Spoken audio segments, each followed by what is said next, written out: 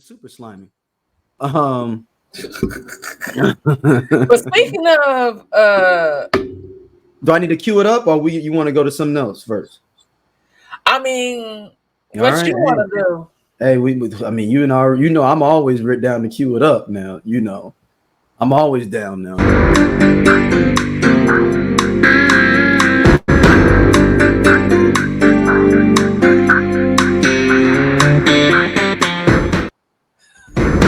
I've been Diddy, y'all. Always crack me up. Because his face. Hey, his face on there. Look like he up to some shit. So now there's 125 more lawsuits against one Diddy. There's a high-powered attorney out in Texas that is basically making it feel like a class action suit to come after Diddy. Yeah. Which is wild. That's a whole nother thing. Wild as fuck. Hold on. You can talk some. I'm gonna play it in a second. Hold on. I think so. We talked about this a little bit offline, and we were trying to figure out, would there be a percentage of people where they were just looking to get a cash grab or whatever? Because he did say you need to come with tangible evidence that where they would, pursue, like on your behalf and enter in, right? And you was like, oh, I think it'll be like 50% of them be fake. And I was like, nah, I think it'll be somewhere between like maybe 10 to 20 that could potentially not be real. I think it's more than 50%. I changed my mind. I think it's gonna be like 70% are gonna be fake. Really? Dude, before this, I was listening to LeVar Walker. He called the line pranking them, and went through the process of like acting like he was claiming something. Well, then, so they still have to. They're just not gonna take the case because of hearsay, right? But I'm saying, how many calls are those calls going to this hotline? I'm saying 70-80% are gonna be fake. Oh yeah, I mean yeah. I thought you meant like that would actually go. Like, oh no, not. I mean, he's an attorney. Okay, he ain't no fool. Yeah. All right, I'm gonna play That's it. Funny he had a press conference. The name of the lawyer. Hold on, let me get the lawyer's name real quick. He's a high-powered lawyer out of Texas. Hold on, I'm getting his name. I was like to have his name fully named. Tony Buzzbee. He's a Houston lawyer. He has 120 people in lawsuits against Diddy. And this is his press conference. I'm going to play here for everybody that he just did. You can file these cases, these individual cases, under Jane Doe or John Doe. Each state is different in that respect. Typically, there is a balancing test, like the public's right to know the name of the victim and plaintiff versus the confidentiality and the safety of the plaintiff. So we'll have to struggle with that with each one of these cases. Our intention, of course, is to, like we always do, file these cases under a pseudonym until the court tells us otherwise. But let me share with you a few, just kind of give you a sense of the kind of cases and the kind of instances that people are calling and reporting that we are trying to corroborate, vet, and these are the ones that we've already corroborated, vetted, and collected evidence on. One individual who was 22 years at the time she was assaulted said that the typical MO at one of these parties that have been widely discussed in the press was that when you were handed a drink, and now we know that the drink is laced with something, if you refused to drink it, you were kicked out of the party. Now, let that sink in for a minute. I mean, the admission to this party was that you had to drink the chosen drink that was handed to you, and now we know that in most cases, I would say 90% of the cases, these individuals were drugged with some sort of drug. That was kind of the MO. Another instance, this individual who was 9 years old at the time was taken to a audition in New York City with Bad Boy Records.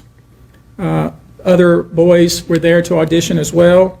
All of them were trying to land a record deal. All of them were minors. This individual was sexually abused, allegedly by Sean Combs, and several other people at the studio in the promise to both his parents and to him himself of getting a record deal.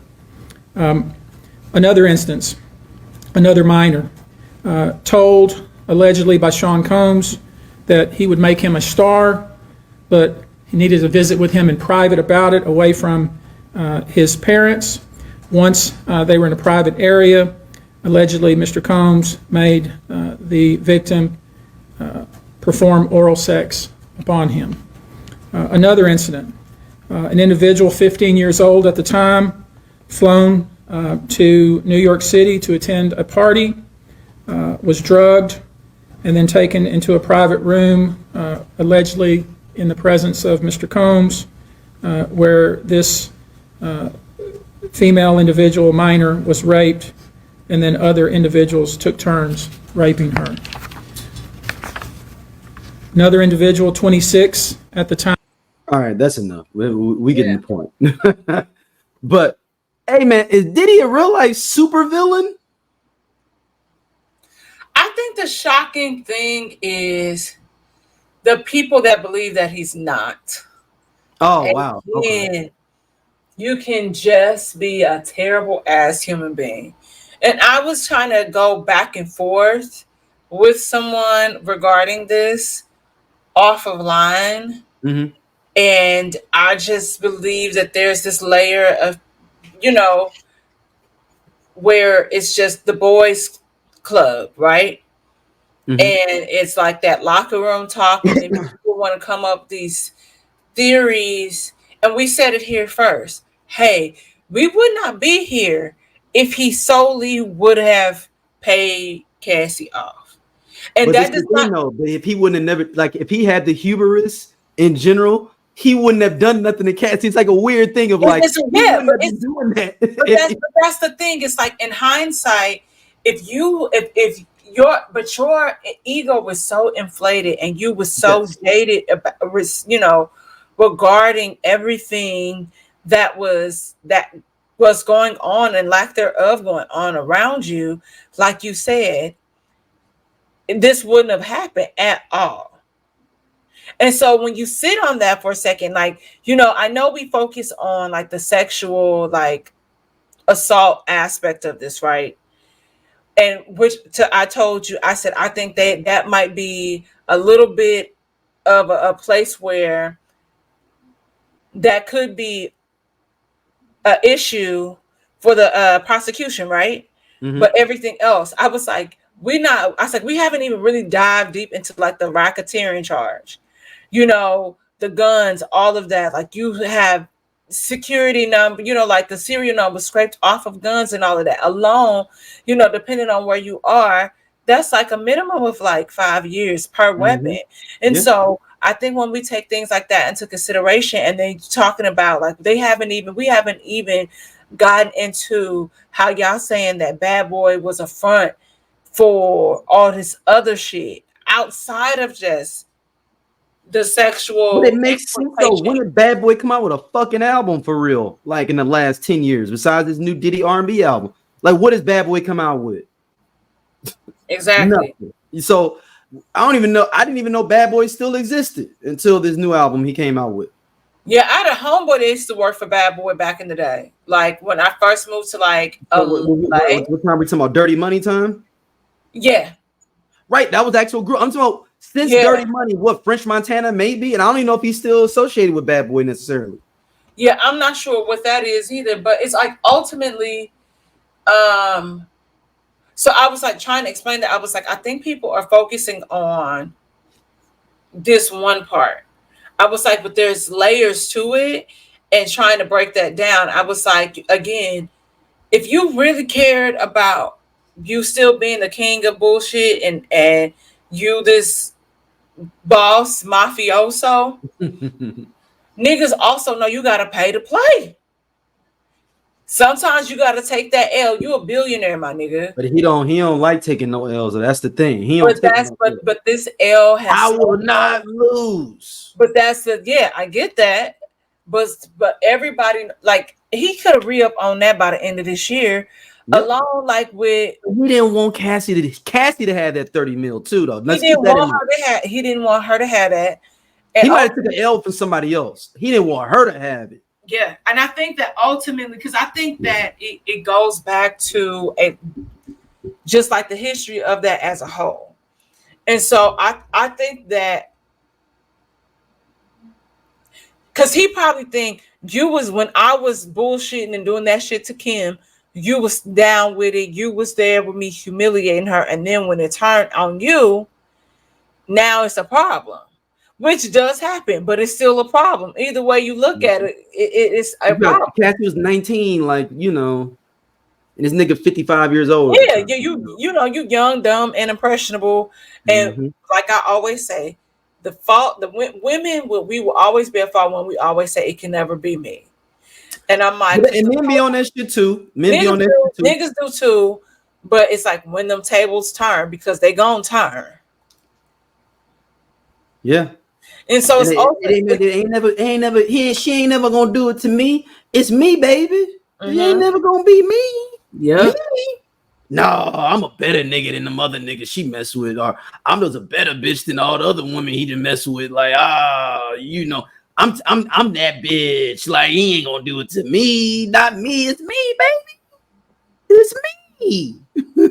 That's how people be thinking it inside their head. Yes, that's absolutely correct. And so ultimately, I think that people always want to bring like the money aspect. So yes, there were trips and all these things into it, but it's just like ultimately, I think that people are not looking at the bigger picture. Like the burden of proof, like I told you last week, will be even in the sex cases. Like if all of that can't go through outside of that with the sex trafficking, because people did consent to certain things. But they could probably get on that blackmail stuff, because you have do you have anything written down if these people consented? Well, where the prosecution would like really live is in the space of what was surveillance that people didn't know. Right, So, that's what I'm saying. And did they not know? Yeah, and did they not know?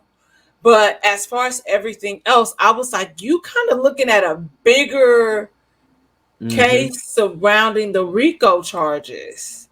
And I'm not saying, you know, and I know that is a lot to process for people. And this is, again, me not giving him any sort of, oh, you're in the clear for this.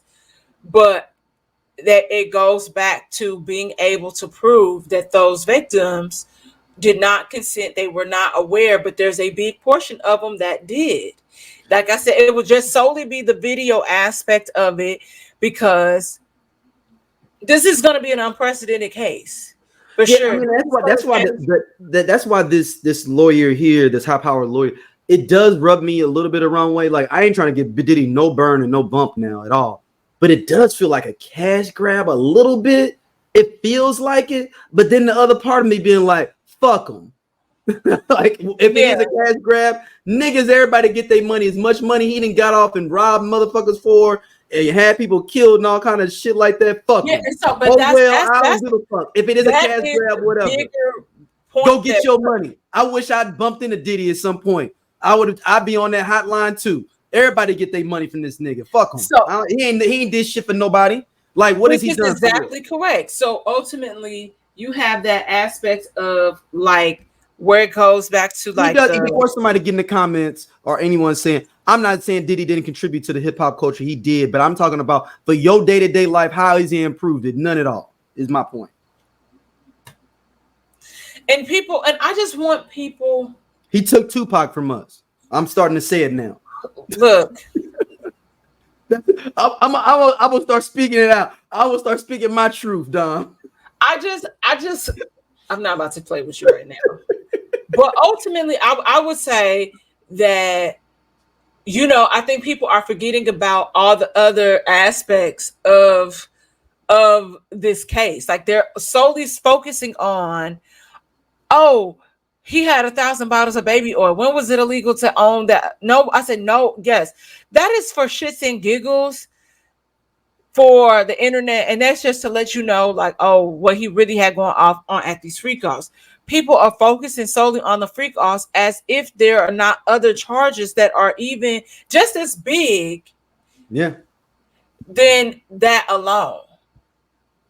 You know, we could talk about the intimidation. I was like, but I'm interested to see what they're talking about regarding this RICO charge, because so far we only know about the situation with the gun.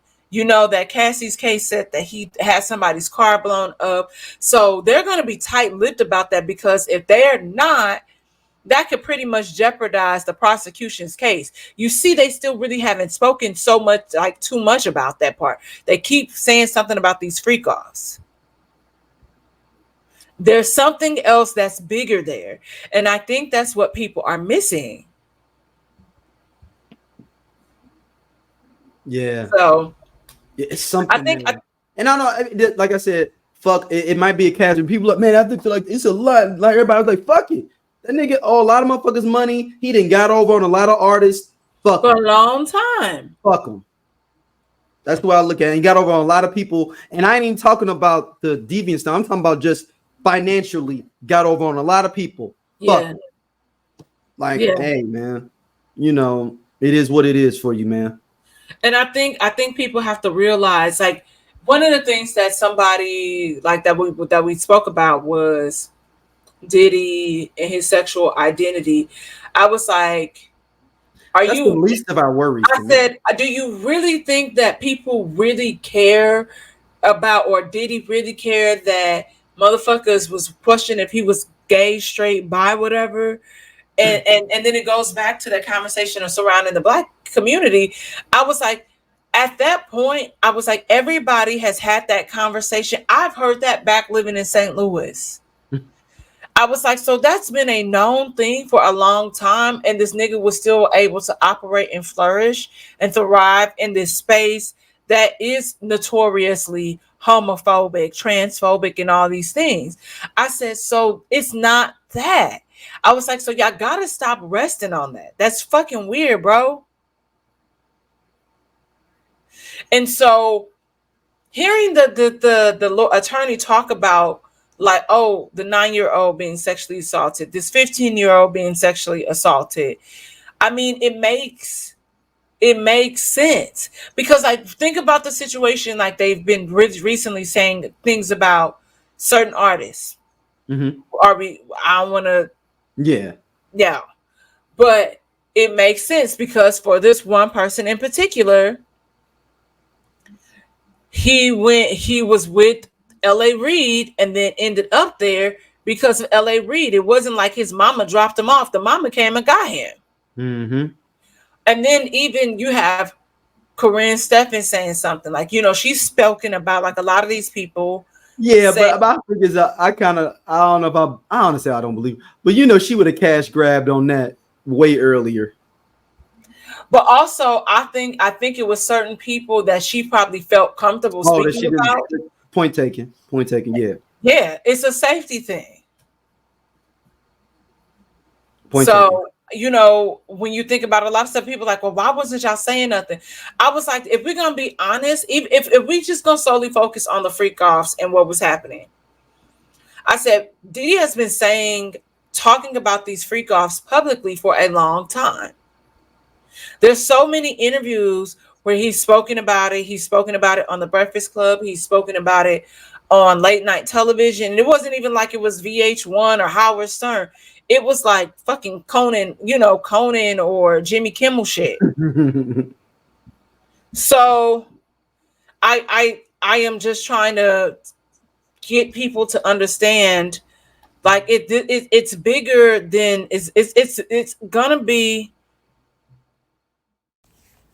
Hey y'all, if you like what you see here on Everyone Needs an Aquarius, be sure to hit that button right there. It'll take you to more clips, and be sure to like, subscribe, and share our podcast. See you back next time.